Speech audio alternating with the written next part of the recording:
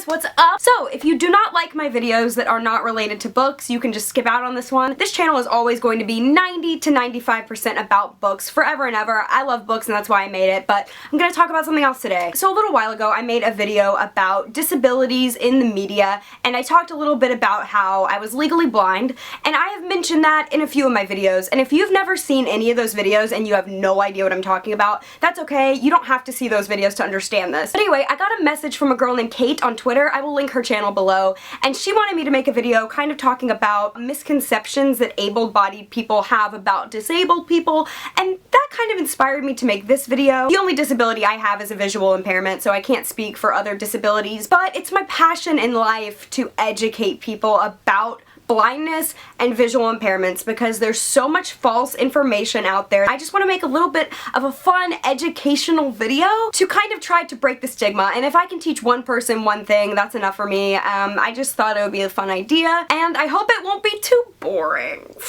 So, let's start off by actually telling you what I have, which I've never done before because I'm afraid of what comments I will get. Because, just hear me out. So, I was born with a genetic condition called albinism.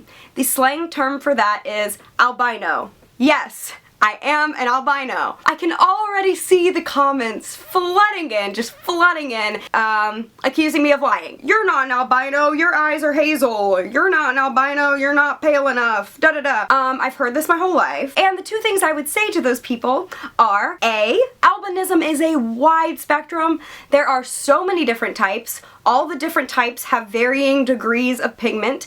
I have a very, very, very rare type of albinism called Hermansky-Pudlak syndrome. It is quite an interesting disorder, and you can Wikipedia that all day and all night long if you'd like. If an eye doctor shines a light in my eye, it is very apparent the lack of pigment in my eye if you shine a light in it. And B, the second thing I would tell you is I have been studied by dozens and dozens of doctors. I have been studied at Vanderbilt University. I have been studied at the National Institutes of Health for weeks like a guinea pig. I've had test after test done, and DNA don't lie. If I had a mic, I would drop it at this point. Okay, so that's that. So yes, this causes me to be legally blind. Nobody really knows what that term means. They're like, are you blind? Compared to a totally blind person, I can see really, really well. Compared to a sighted person, I see very, very terribly. I am in the middle of this equation. Yes, there is a gray area. Most people either think people are totally blind or sighted. That's not how it goes. And a large, large statistic of cane users and guide dog users do have a little bit of vision. They might be in the process of losing their vision. They might have been born with terrible vision. We don't know. But, you know, that's a common misconception that everyone with a cane or a dog can't see anything at all.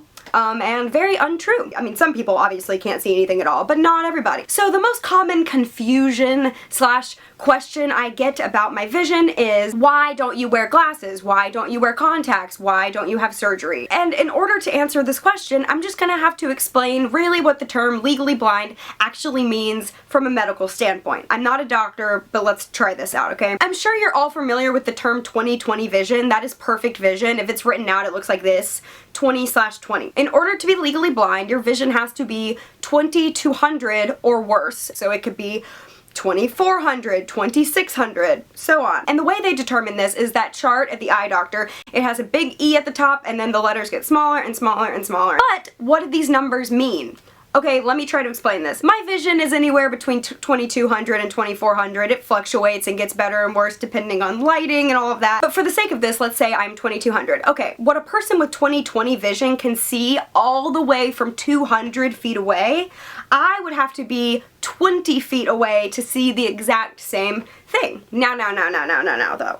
This is the important part. This is the important part that you have to remember. In order to be legally blind, which is you are blind by law, like by law you are considered blind, your vision has to be 2200 or worse corrected. Meaning, if I am at the eye doctor and I'm looking at the eye chart and my vision is 2200 and I can't see, you know, and the eye doctor puts glasses on me and my vision is still 2200 with the glasses on, then I am legally blind. if you have 2200 vision and you put the glasses on and it helps you, you're not legally blind. Some legally blind people do wear glasses, and I know that kind of blows your mind. I have a good friend who uses a cane, and she's actually about to get a guide dog, and she wears glasses, and when people see this, it blows their mind. They're like, why? You're not blind, you're wearing glasses, why are you using a cane? This is how I'm gonna explain that. I'm gonna explain that just from personal experience. Okay, let's say I'm at the eye doctor and I can only see the big E, I can't see anything else. So the doctor puts glasses on me.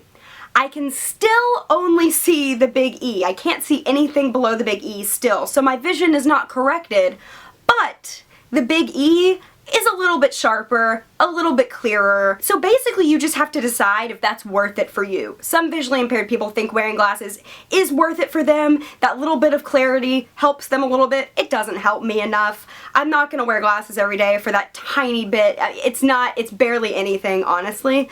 So I do not wear glasses, but some people do. So if you ever see a person with a guide dog or a cane wearing glasses, doesn't mean they can see very well at all. It just means they chose to wear glasses. So the eye is a very complex thing. There are a lot of things that make the eye run, and there are a lot of things that can be wrong with the eye. No two visual impairments are the same. So I'm gonna name 6 things that could be wrong with your eye. And there probably are more things, but let's just do it. Number 1, peripheral vision. You might have really terrible peripheral vision. That is basically just being able to see all around you, you know, being able to see out of the sides of your eye when you're looking straight ahead, kind of. And I do have peripheral vision. My peripheral vision is not really affected. A lot of people have a limited field of vision and they can only see like this, like through a tunnel kind of, and they can't see around them. Number 2, colors. You could be terrible at seeing colors. You could be colorblind. I can see colors really well. In fact, colors get me through my day. Like when I'm with someone, I subconsciously memorize what color shirt they're wearing, so if I lose them, I just look for the blue blob. So those 2 I'm pretty good at.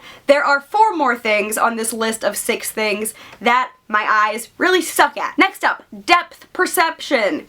Being able to perceive depth.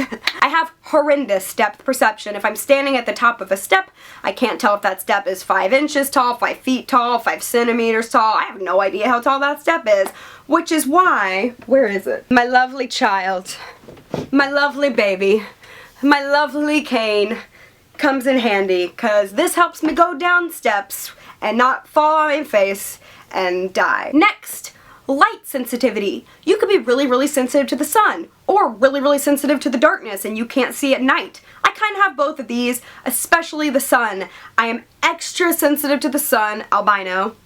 I mean, the sun blinds me, just like the glare of the sun. I can't see a thing, which is another reason I love my cane, because when I'm outside, I mean, I literally, yeah, even with sunglasses on, I'm still squinting so bad. Next, nystagmus. A lot of visually impaired people have nystagmus. Nystagmus, you can have on its own, or it can go along with another medical condition you have. And basically what nystagmus is involuntary eye movement. So kind of wiggling of the eyes. So a lot of people with nystagmus have what is called a null point. It's a way you tilt your head so that your nystagmus, or your eye moving, slows down a lot. So some people tilt it to the side, whatever. Mine is my chin down. So a lot of the times when I'm making a video, my chin is down and I'm looking at the camera kind of like that. I mean, not that severe, you know, I'm not like this, but that kind of slows down my nystagmus, and I just try to look straight in front of me and focus at the camera because I'm pretty self-conscious about my eyes moving. It gets way worse when I'm tired, when I'm sick, when I'm anxious. That's when it gets really bad. It gets way worse if I'm looking out of the side of my eye, like if I'm turning and looking that way, which I won't do because it's fast, like it goes incredibly fast. But I will show you kind of what it looks like if I can. So I realize that this video is kind of blurry and shaky, so sorry, but that's what it looks like. Yep. And another video I attempted to get kind of creepy. So that was that. I hope that was interesting to you. And the last thing is detail. So if I am sitting right across from someone, like if I'm sitting at a table right across from someone, I can tell if they have glasses on. I can tell if their hair is curly or straight. I can tell if they are smiling at me or if they are frowning at me. I cannot tell if they have freckles. I cannot tell if they have a pimple. I cannot tell what color their eyes are. If that person is 10 feet away from me across the room, I won't even be able to tell who they are. I'll just be able to see the color they're wearing and probably like their body shape, like how tall they are. And you know, I could go through every little thing and tell you how I read, how I watch TV, how I go to plays and watch theater. And honestly, for every blind and visual impaired person, it's different. I don't read Braille, I can read books. I hold them right up to my nose, and if I held them any further away, I wouldn't be able to see them anymore. I watch TV very up close. This is a monocular. It's like binoculars, but just one. And I watch theater this way. I can sometimes read like street signs this way. I read the chalkboard at school this way. I obviously can't drive a car. That would be very bad and scary. And totally blind people have a great way of doing a lot of this stuff too. Apple, the brand Apple, is super accessible to blind people. They have voiceover on all of their stuff. And voiceover is basically, it reads everything to you. It reads your text messages to you. It can read Facebook to you. And also, if you have vision like me, you can just blow up the font to be really big font. And that's why it literally makes my blood boil. It makes my blood boil when a blind person comments on a YouTube video and people say, "You're not blind, how do you write this comment?" Blind people can type. It does not take vision to type. Plus, like I said, laptops are accessible. They have voiceover features. Blind people don't just sit in a dark room all day and not do anything. Like, they like the internet just like you and I. It's crazy to me. You know, think outside the box when it comes to blindness and visual impairment. Maybe not everything you've seen and heard from the media is an accurate representation. And I want everyone to check out this YouTube channel called, I believe the channel is called Molly Burke. It's this girl named Molly Burke, and I'll link it down below. And she's totally blind. She was legally blind her whole life like me, and then she went totally blind when she was around like 17, I think. And she's incredible. That is what a real blind person is like. And that's what I want people to see, is her. So I truly hope this video shed some light on a few things for you guys, and this will probably be the last video I make on this topic, but if you have any questions, leave them down below, and I will see you later. Goodbye.